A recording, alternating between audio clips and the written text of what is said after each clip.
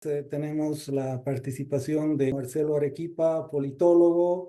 Por favor, si estás listo, el micrófono es tuyo. Muy buenas noches. Comenzar con primero una tesis sociológica y luego un par de lecturas politológicas que me han provocado un poco porque creo que en el título han mezclado un cóctel bien explosivo, ¿no? Es crisis institucional y conflicto de poderes, que es prácticamente un estado que hoy día no debería existir. Es decir, no deberíamos estar ni siquiera ahorita hablando si estuviéramos realmente en un escenario así. Esa es mi hipótesis. Entonces empiezo, vieja tesis sociológica. Bolivia es un país que se caracteriza por ser un estado, tener, perdón, un estado débil con una sociedad civil fuertemente organizada. Vieja tesis sociológica que creo que aquí todos hemos debido escuchar y que caracteriza, creo, fielmente lo que hemos estado viviendo en el país desde siempre, desde siempre. Entonces, por eso a mí me llama mucho la atención cuando giramos la mirada de manera demasiado significativa a ver el detalle del funcionamiento institucional y nos regimos como si fuera una camisa de fuerza solamente a eso, ¿no? Y no miramos un poco al otro lado, que es el lado de lo político, cómo funciona realmente lo político y en qué condiciones probablemente estamos. Y ahora entro con un par de lecturas, digamos, politológicas, si quiero. Alguien que estudia muchísimo, o ha estudiado, perdón, muchísimo el tema de los presidencialismos, sostiene lo siguiente. Hay como por lo menos cuatro tipos de crisis que van en escalada y que pueden graficar situaciones específicas. Un tipo de crisis que es, digamos, como que la más baja, la más sencilla, o la más simple más bien, es una crisis de partido. Y esa crisis de partido, además de gobierno, ojo, tiene que ver con que hay problemas dentro de la coalición política, dentro del partido político, quiero decir, miembros de los partidos que hay que trabajar, renovar dirigencias, etcétera, etcétera. Luego hay otro tipo de crisis que va un poquito más arriba, una crisis de gobierno. Y esa crisis de gobierno tiene que ver con la coalición política partidaria que sustenta ese gobierno o con los miembros del gabinete que están dentro o cerca del presidente. Y esa se soluciona igual, digamos, de una manera no tan dramática y no tan dura. Luego viene otro tipo de crisis, que es la crisis de régimen. En ese tipo de crisis, eh, lo que está, digamos, un poco en entredicho, son los mecanismos constitucionales por los cuales vivimos en un Estado. Si los mecanismos constitucionales están en entredicho, pues entonces estamos en una crisis de régimen. Y finalmente, la más complicada, la más compleja, la más peligrosa es la crisis de Estado. En esa crisis de Estado, básicamente, quien detenta el poder pierde el monopolio del uso legítimo de la violencia. Ya no puede ejercer. Entonces ahí ya definitivamente ya no hay una vuelta atrás y a eso Juan Luis lo ha denominado como la caída de las democracias. Así lo ha denominado. Entonces, si se fijan un poco en el esquema que les acabo de plantear, probablemente estamos en un híbrido entre crisis de régimen y crisis de gobierno. Probablemente, pero es un híbrido todavía. Es un híbrido. Un híbrido sobre el cual tenemos que analizar en profundidad. Sí, yo creo que sí, hay que meterse en profundidad a eso. Y ahí me voy con la penúltima cosa bueno, la antepenúltima, perdón, cosa que quería un poco exponerles, que tiene que ver con lo que yo le llamo lo justo versus lo necesario.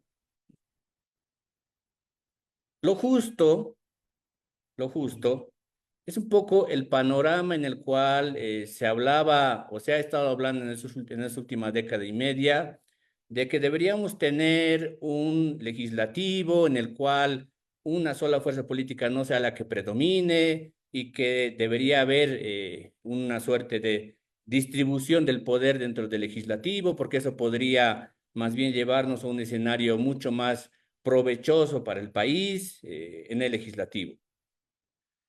La experiencia nos está demostrando, con lo que hoy día estamos viviendo, que no había sido así. O sea, lo justo no necesariamente tiene que ver con lo que es necesario, porque ya está hablando de política, en realidad. O sea, aquello que era como que una suerte de anhelo de deberíamos tener un legislativo no controlado por una sola fuerza política, no había sido solamente tenerlo como deseo, porque eso había sido también practicarlo y vernos a nosotros mismos si realmente somos capaces de ejercerlo, de ejercer esa forma que en algún momento habíamos aspirado, ¿no? Y me voy a ir a agarrar un poquito algún dato que decía Comadina hace un momento. Los primeros 2 años de gobierno de Luis Arce son 2 años de gobierno en los cuales, digamos, el MAS no estaba fracturado. Ok, ¿alguien tiene algún dato concreto de que en esos 2 años de gestión, donde no había gobierno dividido dentro del MAS, el MAS haya utilizado o el gobierno de Luis Arce haya utilizado fuertemente el sistema judicial o lo haya instrumentalizado? O la percepción que se tiene hoy día, quiero decir. Pasan esos 2 años, vienen estos, los siguientes, los que estamos viviendo ahora, y claro, tienes un bloqueo tremendo, porque lo que tienes en el legislativo hoy día, no es, creo, una oposición estratégica, y difiero con lo que dice Comadina. Yo lo que creo que más bien tenemos hoy día en el legislativo es una oposición instrumentalista, porque no ha pasado, no ha dado el salto más allá de solamente sustentar una coalición por más puestos de poder dentro del legislativo y además reaccionar de manera negativa a todo lo que el Ejecutivo decía que se tenía que hacer. Un ejemplo perfecto de esto es el tema judicial. Hagámonos la siguiente pregunta. ¿Qué actor político, representante legislativo si quieren, bancada, brigada o incluso partido político dentro del legislativo hoy día, podemos identificar nosotros como que es el verdadero defensor de que el tema judicial se resuelva? No vamos a encontrar absolutamente a nadie porque estamos empantanadísimos ahí, justamente por esta razón, por esta lógica instrumentalista que decía. No vamos a encontrar a nadie. Entonces, ese ejercicio que creíamos de que deberíamos tener un legislativo con una distribución más o menos equitativa en su composición y el ejecutivo no debería tener la mayoría, pues no había sido tanto lo que realmente otra vez iba a echar carne e iba a funcionar, ¿no? Entonces, por eso digo, tenemos en el legislativo, sí, una oposición, pero una oposición básicamente instrumentalista, ¿no? Que lo que hace es bloquear. Entonces, ¿qué es lo que haces? Porque ahí me voy a lo necesario, por eso decía, lo justo es eso, pero lo necesario, como gobierno y pensando en que tienes que administrar el poder, es pues intentar buscar algún mecanismo por el cual te puedas garantizar que tus decisiones puedan ser llevadas adelante y tu gobierno pueda terminar, que ese no es un dato menor hoy día, y tu gobierno pueda terminar. Por eso se habla del tema judicial hoy día dentro de la política. No es por otra razón tampoco, entre otras cosas en realidad. Por eso que creo que en realidad, y ahí para ir cerrando lo que quería comentarles como ideas, yo planteo en realidad una tesis que tiene que ver con que no es que estemos viviendo necesariamente una crisis hoy día en términos institucionales o políticos. Lo que creo que estamos viviendo en realidad en Bolivia hoy día es una verdadera transición política que teníamos que haber vivido el año 2019. A partir del año 2019 en adelante, teníamos que haber empezado a vivir una transición política que cierre un ciclo político en el país. Como eso se interrumpió y como ese ciclo empezó a vivirse a partir del año 2020 en adelante, lo que tenemos es justamente hoy día eso, un tiempo de transición política.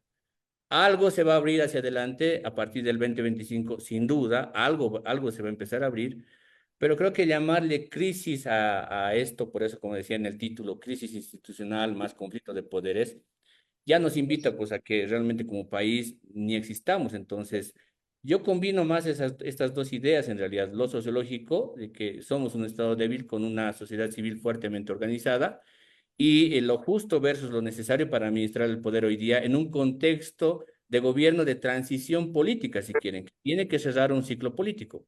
No estoy diciendo que sea un gobierno débil, un gobierno que no tenga que ser necesario de estar ahí, sino estoy diciendo que efectivamente el tiempo histórico lo reclama. Hoy día estamos viviendo un tiempo de transición política, pues ya veremos más adelante qué es lo que va a terminar por aparecer, ¿no? Bueno, esas ideas quería un poco compartir con ustedes, espero un poquito haber manejado, digamos, un matiz distinto a lo que hasta ahora se ha comentado. Gracias. Gracias, estimado Marcelo.